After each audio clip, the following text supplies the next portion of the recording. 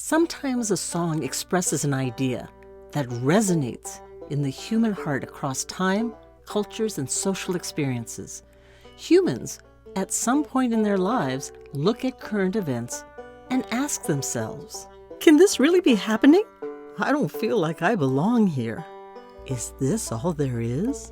I've heard the gospel song, "This World Is Not My Home," referenced or sung in response to recent events. But who wrote it? What was the social crisis that motivated the author to create this song? When I ask people who know the song, where does that song come from? Most people just remember their parents or their grandparents singing it to them. Ricky Skaggs sings it on his 2009 album, Ricky Skaggs Solo, Songs My Dad Loved. The family band Williamson Branch has a YouTube recording from 2021. Annie Patterson, co-creator of Rise Up Singing, has an up-tempo version of this song on her 2011 album, Mountainside. This World Is Not My Home has been published in 68 hymnals. Since the 1920s, amid social crises and worldwide threats, it has been recorded by Ralph White, Rose Maddox, Gene Stafford, Charlie Walker, Jim and Jesse, Jimmy Martin, Roy Acuff, Buck Owens. If you're a fan of bluegrass and country music, you might recognize those names, and you might even think one of them wrote it.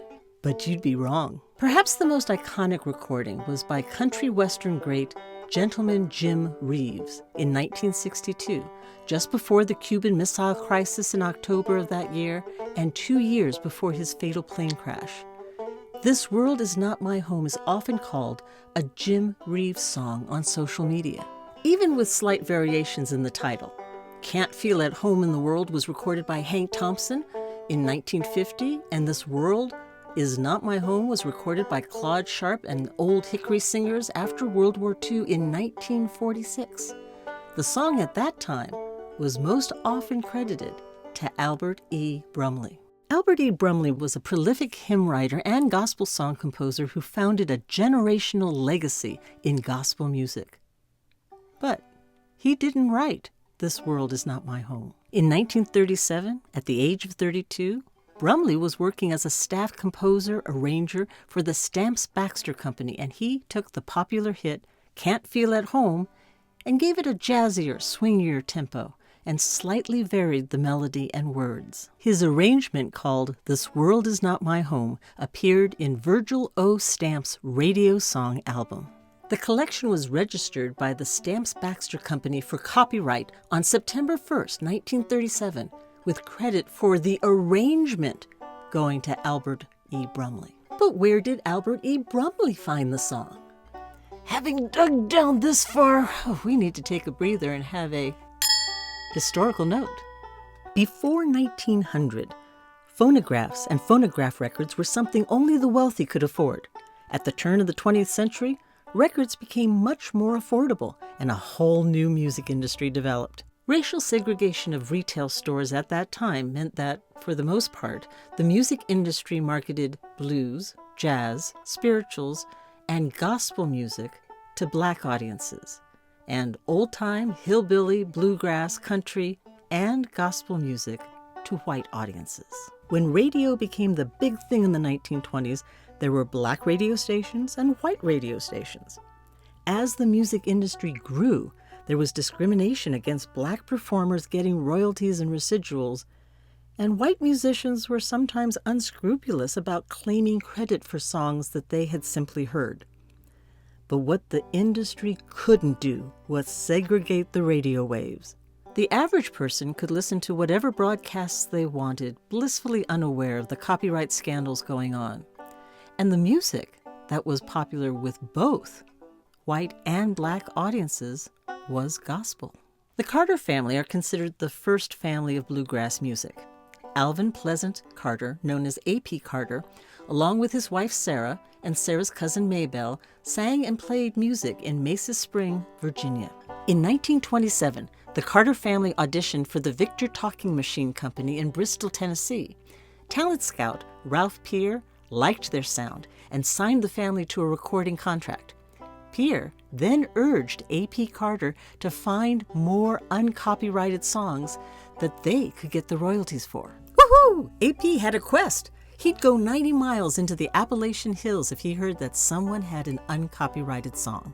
A.P. Carter couldn't read or write music, so he'd come back with scribbled lyrics and hum an approximation of the tune for Sarah and Maybelle to devise a song they could record. Eventually, he recruited a young black guitarist, Leslie Riddle, to go out with him and transcribe the tunes more accurately. Riddle gave Carter access to black families and their musical history. The positive from this was that many songs that would have been lost to history when mountain musicians died were preserved for future generations. The negative from this was that those who created the songs didn't always get credit for the songs. Somewhere along the way, A.P. Carter discovered a song he called "Can't Feel at Home." The Carter family recorded that song on May 26, 1931, in Charlotte, North Carolina. In August of that year, A.P. Carter registered the copyright, crediting himself for writing the words and music, and the score was published in the Carter Family album of Smoky Mountain Ballads in 1935. The Monroe brothers recorded it in 1936, securing "Can't Feel at Home" in the bluegrass music repertoire. So if A.P. Carter collected the song from rural Appalachian mountain families, where did they get it from?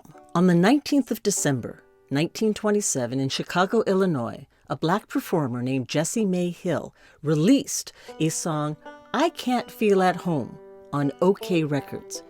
The OK Record Company wanted a foothold in both the white and black music markets. On the label, the song was credited to Hill, and underneath her name, it said, "The Church of God in Christ." To listen to this powerful rendition, along with 6 other gospel songs credited to Jessie May Hill, see the YouTube link in the resources section of this video. I could not find out anything more specifically about Jessie May Hill in online archives other than that she's overshadowed by future famous gospel musicians with very similar names to hers. So where did she get the song from? The song was first recorded in 1924 by a blues singer named Sam Jones of Cincinnati, who recorded under the stage name Stovepipe No. 1.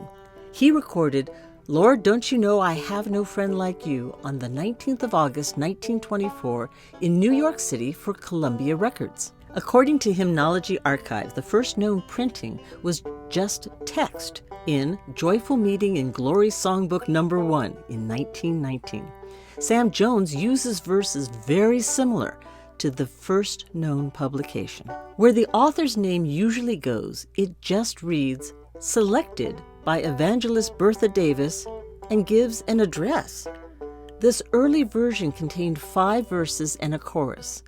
And this is where the trail grows cold. I found nothing about Evangelist Bertha Davis, but if she was an adult in 1919, then maybe she learned the song from parents or grandparents. That would place the origins of "I Can't Feel at Home Anymore," which was its title in 1919, back into the 1800s and the harrowing turbulence of the post-Civil War Reconstruction era. So, who came up with the song? Preceded by the horrors of the Civil War, and before that by the inhumanity of slavery, some version of this song may even go back to the early 1800s, where the ancestral roots of the gospel music we know today come from black spirituals expressing the soul's longing for a better home, a better world than slavery. If you enjoyed digging down towards the roots of "This World Is Not My Home," give us a thumbs up, subscribe, and tell us where you first heard this song in the comments below.